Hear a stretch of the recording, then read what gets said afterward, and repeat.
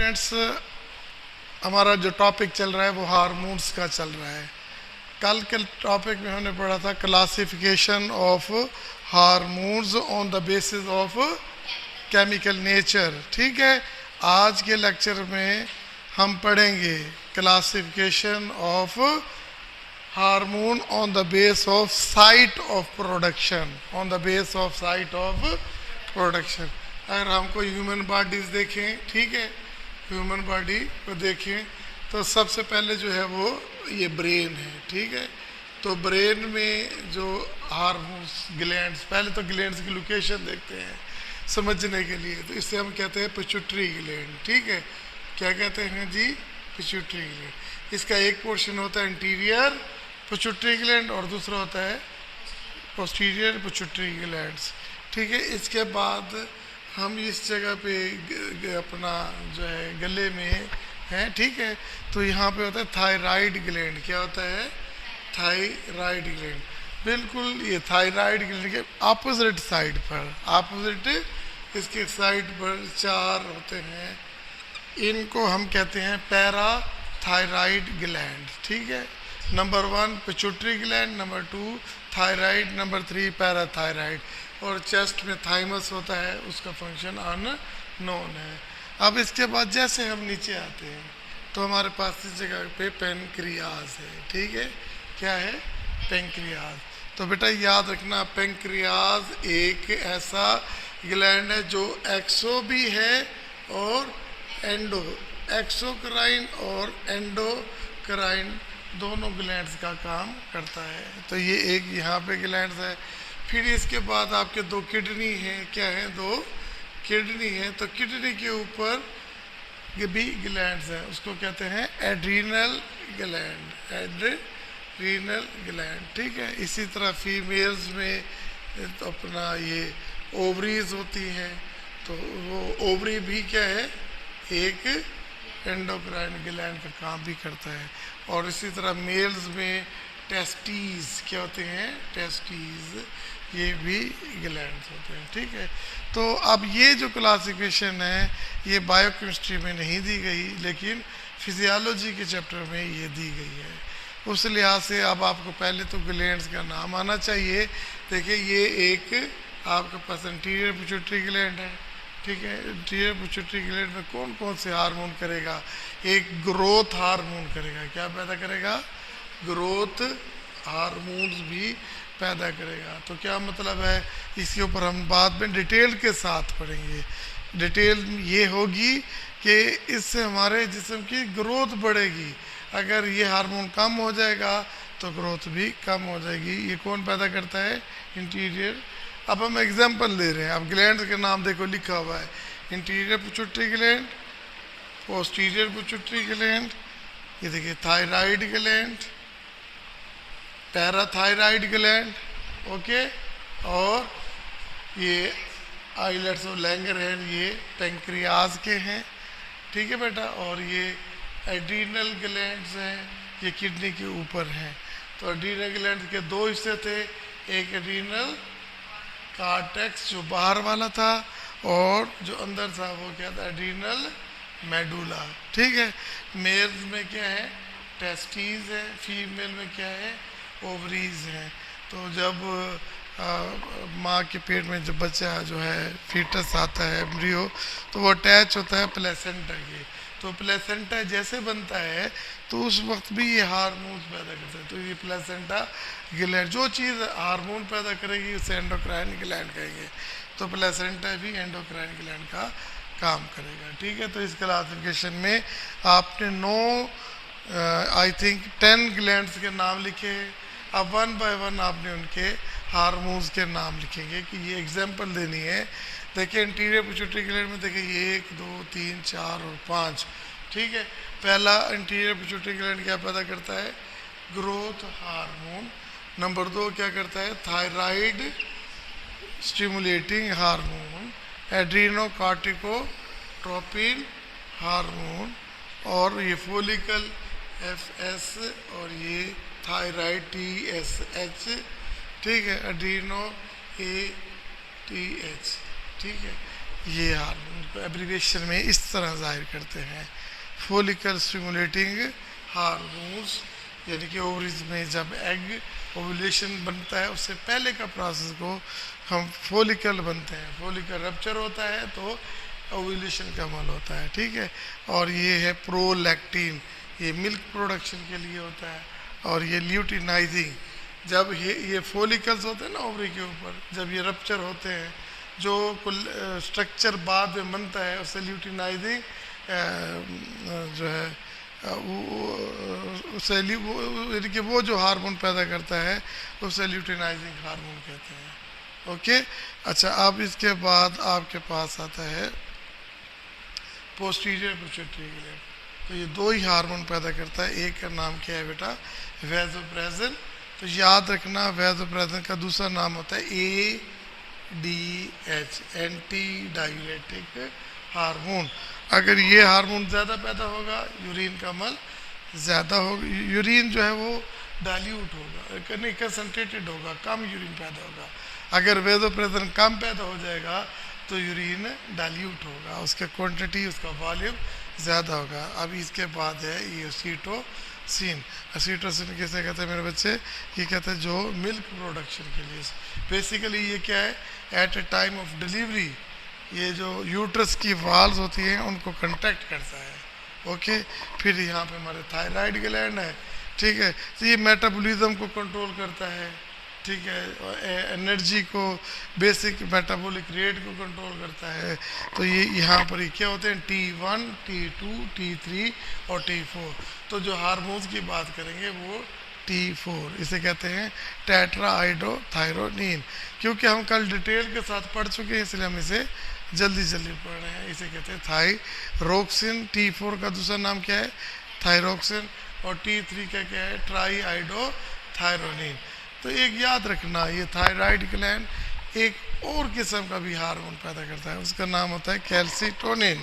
Calcitonin क्या करता है, ये कैल्शियम के लेवल को कम कर देता है। कैल्शियम के लेवल को, जब ब्लड में कैल्शियम ज़्यादा हो जाए तो उसे कम करना हो तो ये कैल्सिटोनिन का सिक्रीशन क्या होगा बेटा, ज़्यादा होगा, ज़्यादा होगा। ओके, अब इसके बाद हमने कहा था पैराथायराइड हार्मोन, ये गर्दन के बिल्कुल, थायराइड ग्लैंड के बिल्कुल पीछे ये चार होते हैं पैराथायराइड हार्मोन। पैराथायराइड हार्मोन क्या करते हैं, कैल्शियम के लेवल को बढ़ा देते हैं। तो अब कैल्सिटोनिन कम कर रहा है, और ये क्या है, पैराथ हार्मोन। लफ्ज़ इसका हार्मोन क्या, पैराथायराइड हार्मोन भी कहते हैं, पैराथार्मोन भी कहते हैं। ये कौन सा पैदा करता है, ये थायराइड। आप ग्लैंड के नाम याद होंगे, आपको सब कुछ याद होता रहेगा। थाइमस ग्लैंड जो चेस्ट में होता है, इसका फंक्शन अननोन है तो डिस्कस करने की ज़रूरत नहीं है। तो फिर इसके बाद क्या आता है, पेंक्रियाज आ जाता है। तो ये पेपर में सवाल आया हुआ है कि ये एक्सोक्राइन भी होता है और एंडोक्राइन भी होता है। आइटलेट्स ऑफ लैंगर हैंड जिस बंदे ने किया उसको पेंक्रियाज कहते हैं, ठीक है बेटा। इस पेंक्रियाज देखिए देखिए, ये आपके पास पेंक्रियाज है, ठीक है, ये एक्सोक्राइन, ये एंडोक्राइन ग्लैंड, देखिए आइसलेट्स है बिल्कुल, ठीक है। तो अभी देखिए ये क्या है, ये 99% इसका एक्सोक्राइन होता है और ये जो एंडोक्राइन है 1%, ओके 1% है। इसमें क्या होता है, अल्फा सेल होता है, बीटा सेल होता है और डेल्टा सेल होता है, ठीक है, क्लियर। ये MCQs आता है, याद रखिएगा। बीटा सेल क्या पैदा करता है, इंसुलिन, ठीक है। अल्फा सेल क्या पैदा करता है,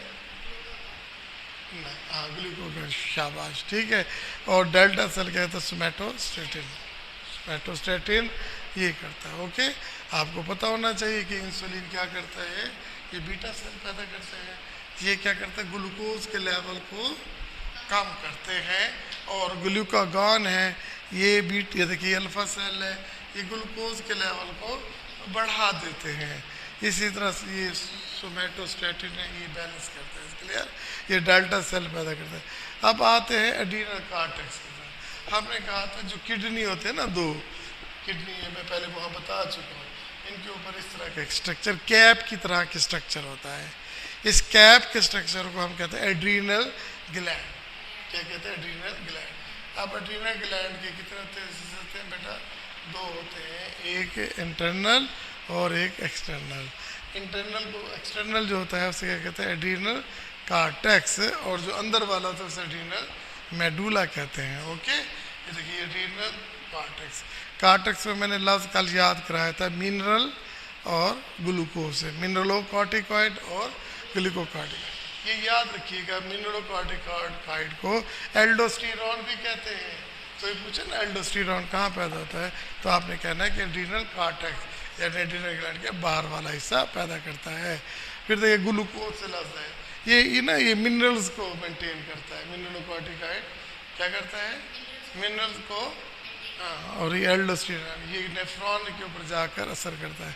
ग्लूकोकॉर्टिकॉइड ये ग्लूकोज को मेंटेन करता है। तो देखिए कॉर्टिसोल, ये क्या लफ्ज़ क्या है, कॉर्टिसोल, इसका दूसरा लफ्ज़ ये है। और इसके अलावा इस सेक्स हार्मोन्स की बात कर रहे हैं, एड्रीनल एंड्रोजीन्स, ठीक है। अच्छा, फिर इसके बाद एड्रीनल मेडुला, एड्रीनल मेडुला मैंने पहले कहा था ये अमाइंस जितने हैं, एफिनेफ्रिन और नॉरएफिनेफ्रिन। एफिनेफ्रिन का दूसरा नाम क्या होता है, एड्रीनालिन, और नॉरएफिनेफ्रिन का दूसरा नाम क्या होता है, नॉरएड्रेनालिन। मेरे बच्चे समझ आ गई ना आपको, एफिनेफ्रिन और नॉरएफिनेफ्रिन कहते हैं। इसके अलावा जो मेल में होती हैं वो होती हैं टेस्टीज। टेस्टीज की तादाद होती है 2, तो वो एक देखिए ये स्पर्म भी पैदा करती हैं, स्पर्म भी पैदा करते हैं। स्पर्म के साथ साथ ये क्या पैदा करते हैं, टेस्टोस्टेरोन। और टेस्टोस्टेरोन किस चीज़ के रिस्पॉन्सिबल होते हैं, सेकेंडरी सेक्स करैक्टर, यानी कि आवाज़ का भारी होना, दाढ़ी निकल आना, मूछें निकल आना, अंडर आर्म्स मस्कुलर हो जाना, ये टेस्टोस्टेरोन जो है ये कंट्रोल करता है। कौन प्रोड्यूस करता है, टेस्टिस। इसी तरह आपके पास ओवरीज, फीमेल के अंदर जो होती है ना वो ओवरीज होती हैं। ओवरीज क्या पैदा करती हैं, एस्ट्रोजन, प्रोजेस्टेरॉन और रिलैक्सिन। एस्ट्रोजन, प्रोजेस्टेरॉन और, तो इसे फीमेल सेक्स हार्मोन भी कहते हैं। ये female sex character, secondary sex character, कौन सा करैक्टर, सेकेंडरी सेक्स करैक्टर को ये करते हैं। बेसिकली ओवरीज तो एग पैदा भी करती है ना, तो एग के साथ साथ ये गुनेड्स कहते हैं, फीमेल गुनेड्स, ठीक है। जो फीमेल गुनेड्स जो पैदा करती हैं वो हार्मोन्स भी पैदा करती हैं और एग भी पैदा करती हैं, ठीक है। फिर ये प्लेसेंटा, तो ये कनेक्शन होता है एम्बिलिकल कॉर्ड का और माँ के यूट्रस के बाल के साथ लगा होता है, इसके साथ स्ट्रेन होता है। जब एक दफ़ा प्लेसेंटा बन जाता है तो फिर प्रेगनेंसी को भी मेंटेन रखना है, 9 महीने के लिए करना है, तो फिर उसमें मज़ीद एस्ट्रोजन, प्रोजेस्टेरॉन वो पैदा करते हैं। तो वही वाले हार्मोन जो ओवरीज नॉर्मल हालत में पैदा करती है, तो ये मज़ीद एडिशनल पैदा करती हैं, एस्ट्रोजन, प्रोजेस्टेरॉन और एक human chorionic gonadotropic hormone, gonadotropic कहा था ना, गोनेडोट्रोपिक हार्मोन। और एक और हार्मोन है रिलैक्सिन, यानी कि ये यूट्रस को रिलैक्स रखते हैं। यूट्रस को क्या रखते हैं, रिलैक्स रखते हैं, ताकि बच्चों को प्रोटेक्शन दी जा सके और आराम से न्यूट्रिशन दी जा सके। तो ये बेटा ये है जी, it is all about our today lecture. हमने गुनेड्स के नाम याद किए, वो 10 हैं। हमने अपने जिस्म पे देखे,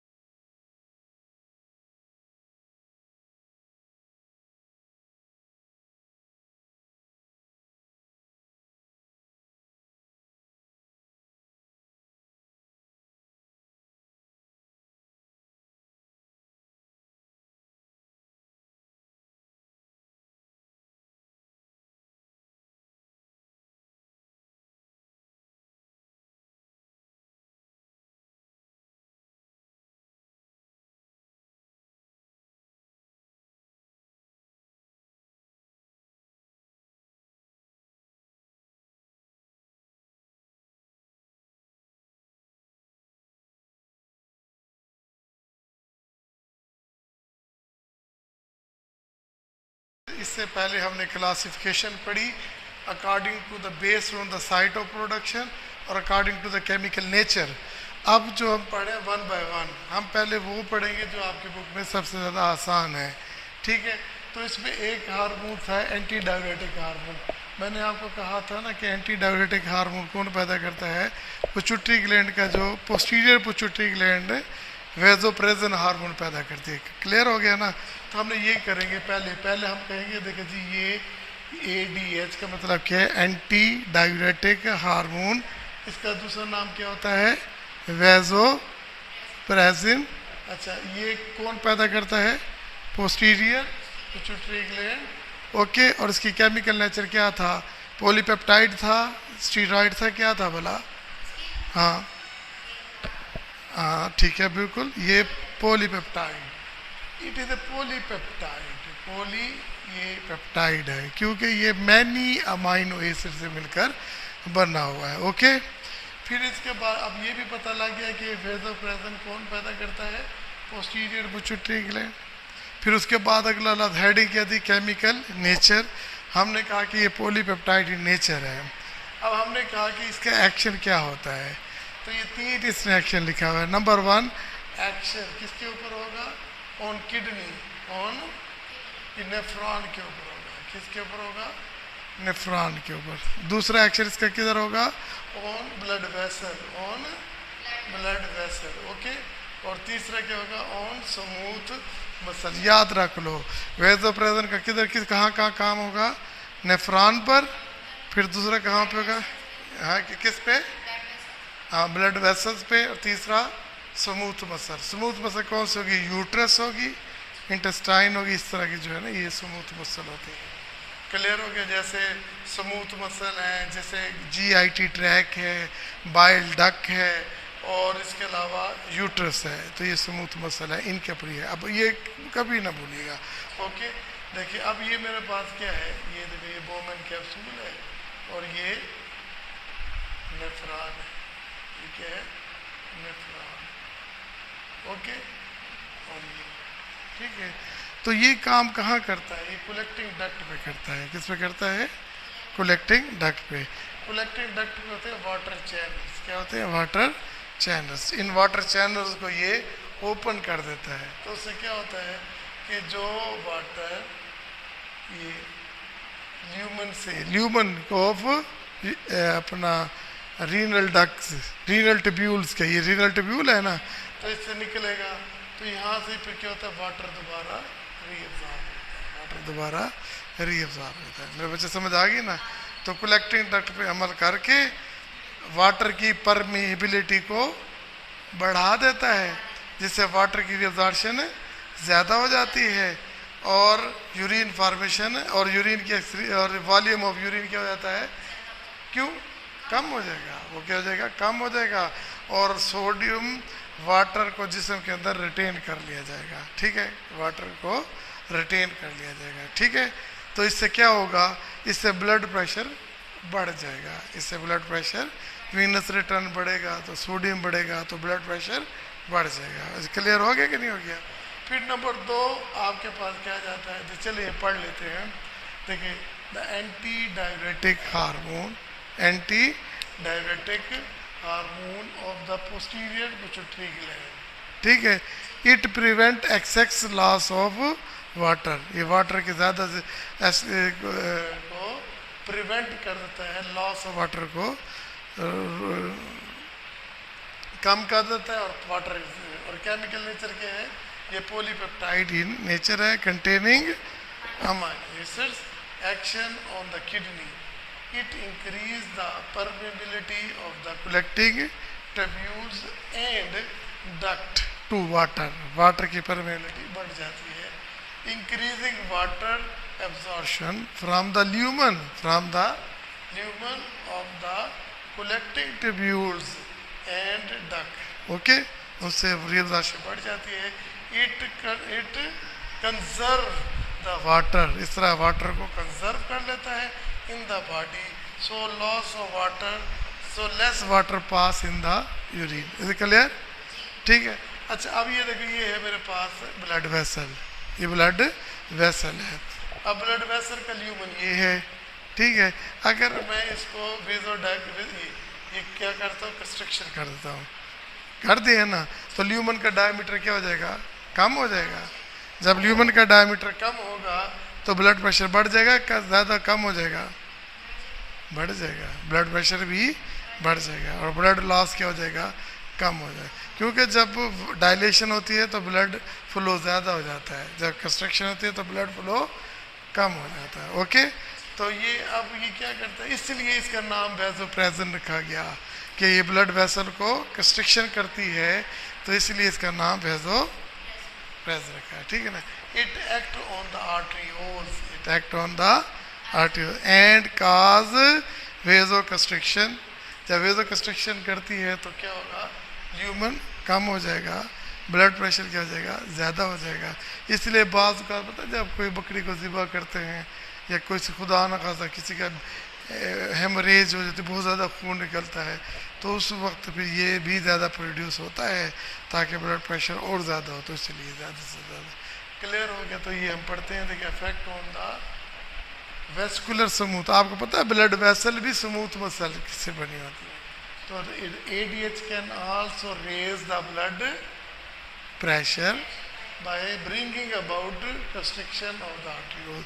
एक लफ्ज में लिख सकते हो ना, it causes the vasoconstriction of the blood vessel, okay, and increase the blood pressure. For this reason, इस मकसद के लिए ADH is also referred to as vasopressin. यही वजह है कि हम ADH को वेसोप्रेसिन करते हैं, क्योंकि ये ब्लड वेसल को वेजो कंस्ट्रक्शन करते हैं। ओके, ठीक है।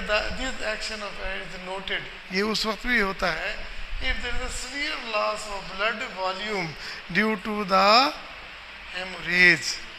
हेमोरेज की वजह से जब बहुत ज़्यादा वॉल्यूम जो है वो एक्सक्रीट आउट होता है, जैसे ज़िबा कर दिया, ऐसे चोट लग गई तो तेज़ी से खून बाहर निकलता है, तो उस वक्त जिस्म कंपनसेट करने के लिए ये पैदा कर लेता है ताकि ब्लड प्रेशर बढ़ जाए, ताकि आपको बचाया जा सके। ओके, ठीक है। अदर एक्शन क्या है, ये भी स्मूथ मसल है। देखिए जितने विसरल पार्ट्स किसे कहते हैं, जो जिस्म के अंदर होते हैं। हमारे जिस्म के अंदर क्या है, GIT track, gastro intestinal tract, bile duct जिसके अंदर बाइल इकट्ठी होती है, ठीक है, ये सारी की सारी किससे बनी होती है, स्मूथ मसल। यूट्रस जिसमें बेबी अपना प्रोटेक्शन मिलती है, तो यूट्रस, तो वो उसकी वाज भी किससे होती है, स्मूथ मसल से। तो ये सब को क्या करेगी, कंट्रैक्ट करेगी, रिलैक्स करेगी, कंट्रैक्शन करेगी। It causes the